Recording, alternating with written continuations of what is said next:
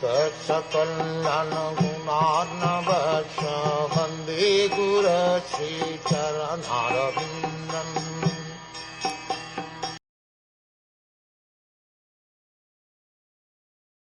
Daksha began a sacrifice named Vajapaya, and he became excessively confident of his support by Lord Brahma.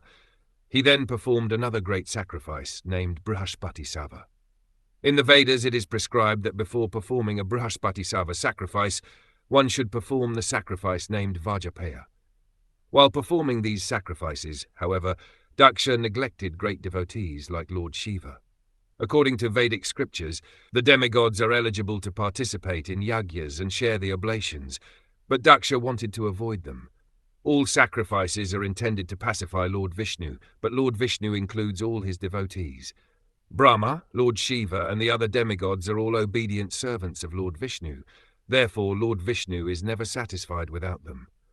But Daksha, being puffed up with his power, wanted to deprive Lord Brahma and Lord Shiva of participation in the sacrifice, understanding that if one satisfies Vishnu, it is not necessary to satisfy his followers. But that is not the process. Vishnu wants his followers to be satisfied first. Lord Krishna says, Madbhakta Pujabhyadika, the worship of my devotees is better than worship of me. Similarly, in the Shiv Puran, it is stated that the best mode of worship is to offer oblations to Vishnu, but better than that is to worship the devotees of Krishna. Thus Daksha's determination to neglect Lord Shiva in the sacrifices was not fitting.